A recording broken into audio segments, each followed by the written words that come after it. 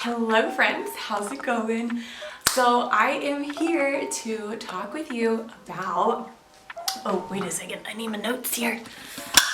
Need my notes, got my notes. Grab a cup of tea and let's talk about the perspective of a Kindle from a skeptic. So a while ago, wait a second, let me pause and take a drink here.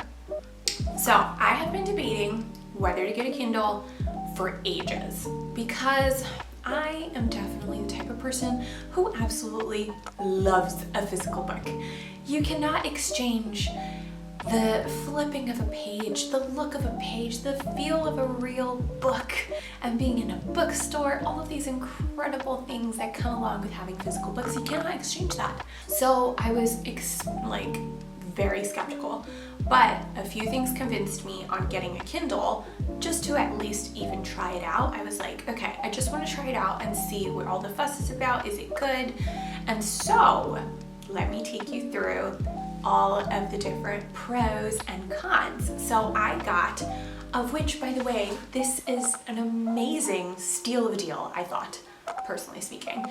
I got a Kindle Paperwhite 11th generation, so the newest generation, and I got it for £50 because the person who had it last barely used it. So they were selling it on Facebook Marketplace. So if you are looking at getting a Kindle and you don't want to pay full price for it, and you want it like a Paperwhite or something like that, go on your Facebook Marketplace. So let's talk through this Kindle. Okay, so I'm gonna talk through the cons first because unfortunately, there are less cons than I imagined. Let's face it, it will not replace the feeling of an actual book. There's nothing like having bookcases full of books or going to a bookstore and picking out a book. I think there is something really special about that. And unfortunately, you don't get that with the Kindle, and you will never get that with the Kindle because it's just not physical. Another con is that it is initially expensive to get. I'm already spending money on a book, and I'm gonna have to spend money on a book if I am getting a Kindle or if I'm not, So it is initially expensive to get, but that's kind of all the cons I currently have.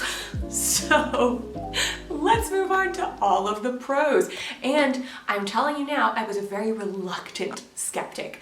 People were like, it's amazing, it's so good. And I even watched videos of people who said, yes, I'm all for physical books and I didn't want to go onto the Kindle.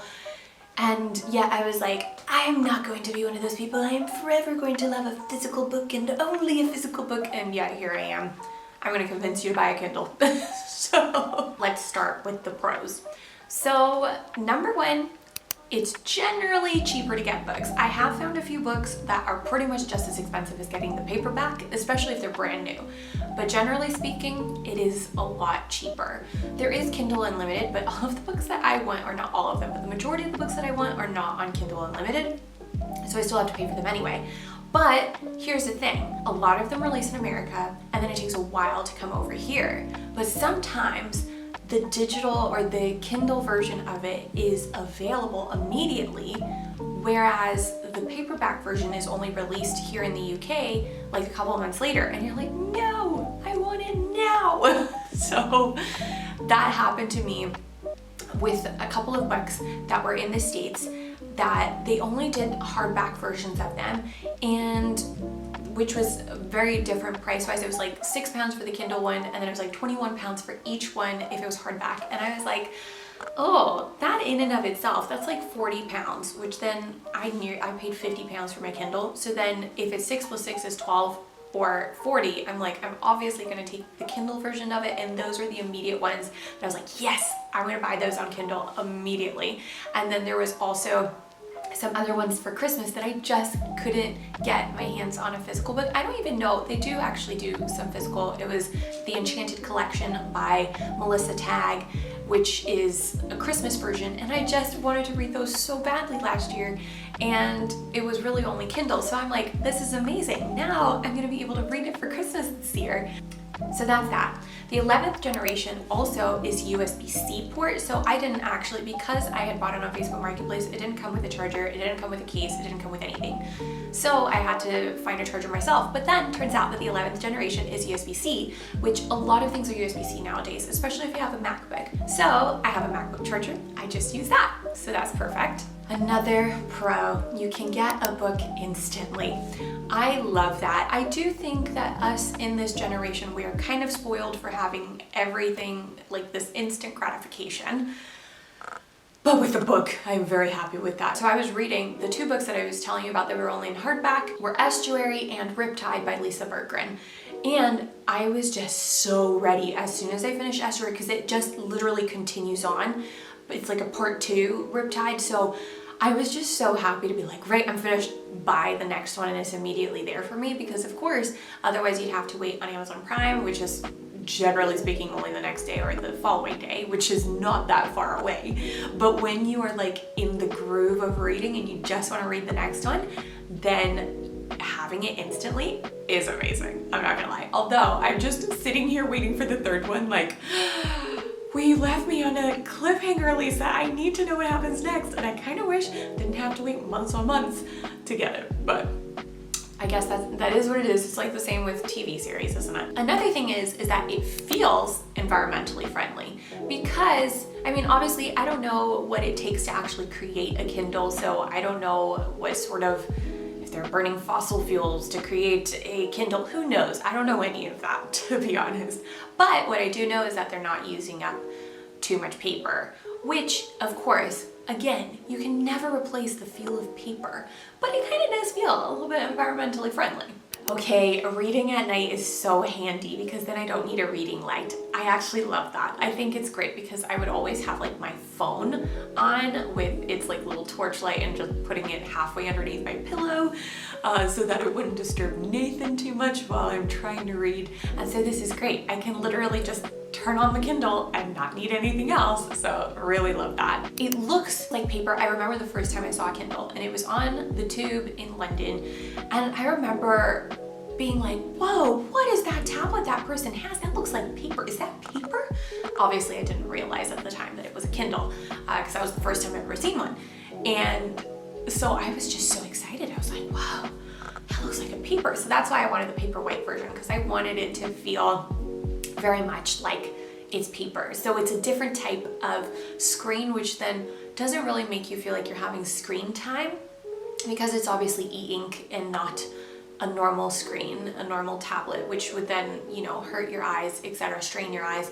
This does not do that. And I just love the look of it, that it makes it feel like it's like paper. Okay, I do like its estimation of how long until I finish a chapter and how quickly I read a book. Although there is a downside to that, because you nearly want to beat it.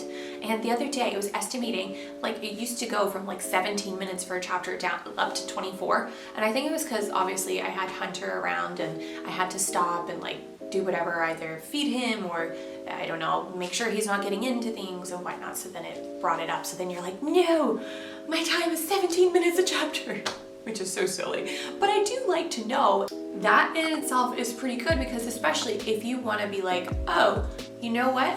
I've only got 5 minutes left of the chapter. I'll go and make dinner in 5 minutes. It's really nice to have the rough estimation of time. I also like knowing the percentage of how far I am, knowing like, oh, you are 56% through with the book. Then you're like, ooh, there's lots still to happen in this plot. Or, oh, I'm so excited, maybe I can finish this tonight.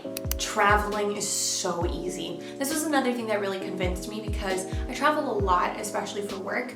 And we were over in Nice in France, and I brought 2 books, 2 like paperback books, and I really even wanted to bring a 3rd one. Thankfully, I didn't finish the 2nd one too quickly. I did give myself time to finish that, which was good. But, you know, I can't be carrying around 3 different books on vacation or while I'm working. So having the thinness of the Kindle and being able to pack as many books in there as I want to, love that. Plus, the charge lasts for days. It lasts like probably a week, even if you're like constantly on it, because I read at least 2 or 3 books in one go, not in one go, but you know, before having to recharge it. And even then it was like a 20% or something. It's great for storage, and especially if you don't have like a little library room. We have a house renovation that we have not yet finished, and I would love to turn one of the tiny rooms upstairs into a library, but right now it's stacks and stacks and stacks of books, and I don't have bookcases to put them into, so in that way it's kind of nice, although I'm like, I really want to build that library, which is nice. But if we ever move away from here, bringing those books with us, I might not be able to. So it's lovely to be able to say, I've got them all on my Kindle. Another con is that you can't lend a book on Kindle to people. I have books that I constantly lend to my friends or to my mom, and there's just something really special about being able to do that so that you can, I don't know, just be able to talk about the book with them, especially if they don't have a Kindle. You can't really talk about the book with them. So I just really like the fact that I can just always lend a book to a person, and you can't do that on a Kindle. Wouldn't it be amazing if they created a Kindle where you could just take a paperback version out of it and put it back in? Obviously, we don't live in a Marvel world where that could probably happen, but I don't know. I'm just like, oh, I love that idea. And finally, you can download library books, and I think that is so awesome. You've got Libby, the Libby app, and I think it's just so great that you can download books for free. It really is all up to what works for you, but at the end of the day, I have come over to the Kindle side, guys. I would also really love to go to the Kobo side one day, because I just love the fact they have a color version rather than like the Kindle doesn't have a color version. So I really, really like, and I just love the look of a Kobo. I think the Kobos look really beautiful. But that's that. I don't know if I've convinced you on getting a Kindle yet, but there is just some really great pros to it, and I do actually recommend it. So coming from a skeptic, there you go. It's great to have a Kindle. All right, I'll catch you guys soon. Bye.